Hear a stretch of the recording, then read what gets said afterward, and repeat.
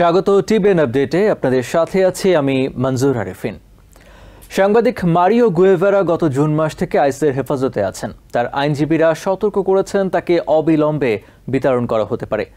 মঙ্গলবার তারা ফেডারেল কোর্টে একটি জরুরি আবেদন দাখিল করেছেন, যাতে তার বিতাড়ন বা দেশান্তর ঠেকাতে সাময়িক নিষেধাজ্ঞার নির্দেশ চাওয়া হয়েছে। এল সালভাদোরের সাংবাদিক গুয়েভারা গত 14 জুন আটলান্টার বাইরে একটি প্রতিবাদ অনুষ্ঠান লাইভ স্ট্রিম করার সময় গ্রেফতার হন।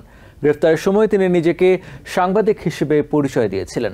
পুলিশ তাকে অবরোধ সৃষ্টি এবং বেআইনি সমাবেশের অভিযোগে অভিযুক্ত করলেও পরে সব অভিযোগ খারিজ করা হয়।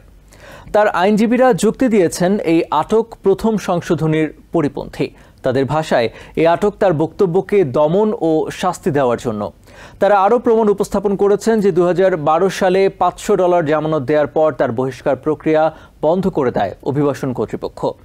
আইসকে প্রকাশ্যে উন্মোচনকারী সাংবাদিক গুয়েভারা 2004 সালে এল সালভাদোর থেকে আমেরিকায় আসেন। তিনি দীর্ঘদিন স্প্যানিশ ভাষার পত্রিকায় কাজ করেছেন।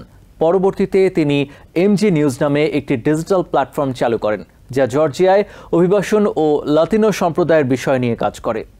তিনি আইসের অভিযান, গ্রেফতার ও আক্রান্ত পরিবারগুলো নিয়ে সরাসরি প্রতিবেদনের জন্য পরিচিত। প্রায় তিনি ফেসবুক বা টিকটকে লাইভ স্ট্রিম করতেন। তার টিকটকে প্রায় 400,000 এবং ফেসবুকে 100,000-এর বেশি অনুসারী আছে।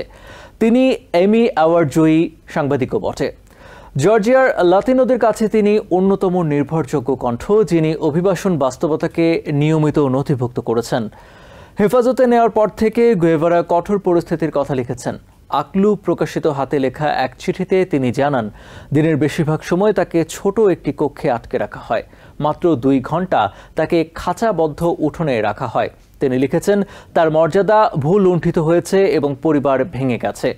বহিষ্কার হলে তিনি মাথা উঁচু করে গেলেও ভীষণভাবে অপমানিত হয়ে যাবেন।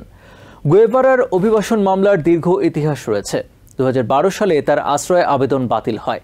তাকে স্বেচ্ছায় দেশ ছাড়তে বলা হয় এবং তিনি $500 জামানত দেন। পরের রেকর্ড অনুযায়ী 2015 সালে ডিপার্টমেন্ট অফ হোমল্যান্ড সিকিউরিটি মামলাটি প্রশাসনিকভাবে বন্ধ করে। কিন্তু চলতি সেপ্টেম্বরে বোর্ড অফ ইমিগ্রেশন আপিলস মামলাটি পুনরায় খোলে এবং বহিষ্কারের চূড়ান্ত আদেশ দেয়। তার আইনজীবীরা বলেছেন, এই রায় ভ্রান্ত তথ্যের ভিত্তিতে দেওয়া হয়েছে এবং আইস নিজেই আগের মামলাটি বন্ধ করেছিল। জর্জিয়ার সাউদার্ন ডিস্ট্রিক্ট কোর্টের বিচারক বেঞ্জামিন ডব্লিউ চিব্রো সরকারকে গুয়েভারার জরুরি আবেদনে সাড়া দেওয়ার নির্দেশ দিয়েছে। এর উপর নির্ভর করছে তিনি মুক্তি পাবেন নাকি বহিষ্কৃত হবেন। গুয়েভারা আমেরিকান নাগরিক বা স্থায়ী বাসিন্দা নন, তবে তিনি 2 দশকের বেশি সময় ধরে এখানে বসবাস করছেন। তার ওয়ার্ক পারমিট এবং সোশ্যাল সিকিউরিটি নাম্বার আছে। তার সন্তান আমেরিকান নাগরিক। তার মেয়ে এবং ছেলে প্রকাশ্যে বলেছেন, বাবাকে হারানোর আশঙ্কায় তারা ভেঙে পড়েছেন। তাদের কাছে এই মামলাটি একটি পারিবারিক ট্র্যাজেডি। এদিকে সাংবাদিকদের এই মামলাটি সামনে এসেছে এমন সময়ে যখন ডালাসে আইস ফ্যাসিলিটিতে ভয়াবহ স্নাইপার হামলায় জাতীয় অভিবাসন বিতর্ক আরও তীব্র হয়েছে। বুধবারের ওই ঘটনায় একজন অভিবাসী বন্দী নিহত হন, 2 জন আহত হন। হামলাকারী নিজে আত্মঘাতী গুলিতে মারা যান। ঘটনাস্থলে পাওয়া গুলির খোসায় অ্যান্টি আইস শব্দ লেখা ছিল। ডিএমএস সেক্রেটারি ক্রিস্টেনম দাবি করেছেন, অভিবাসন কর্মকর্তাদের বিরুদ্ধে দায়িত্বজ্ঞানহীন বক্তব্য দেওয়ার কারণে এই সহিংসতা ঘটেছে। তার ভাষায়, এই ভয়াবহ হত্যাকাণ্ড উগ্র বামপন্থীদের জন্য সতর্কবার্তা হওয়া উচিত। ডেমোক্রেটিক কংগ্রেস সদস্য এবং অভিবাসন অধিকার কর্মীরা হামলার নিন্দা জানালেও প্রশাসনের কঠোর ভাষাকেও দায়ী করছেন তারা। ডালাসের কংগ্রেসম্যান জেসমিন ক্রকেট বলেছেন, অভিবাসীদের দানব হিসেবে দেখানোর কারণে হেট ক্রাইম বেড়েছে। League of United Latin American citizens জানিয়েছে, তারা আদালতে আইসের কার্যক্রমকে চ্যালেঞ্জ করা চালিয়ে যাবে। সংগঠনের প্রধান নির্বাহী হুয়ান প্রুয়ানো বলেছেন, তাদের কমিউনিটি সরাসরি হামলার শিকার হচ্ছে। আইসের দায়িত্ব এড়ানোর কোনো সুযোগ নেই। গুয়েভারার আটক এবং ডালাসে গুলি, দুটো ঘটনায় আমেরিকার অভিবাসন নীতিকে ঘিরে উত্তেজনাপূর্ণ পরিস্থিতি তুলে ধরছে।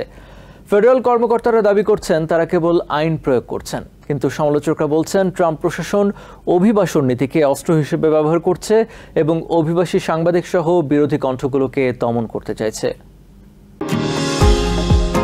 নিউ ইয়র্ক থেকে সম্প্রচারিত টিবিএন 24 টেলিভিশন বিশ্বজুড়ে বাঙালির কণ্ঠস্বর।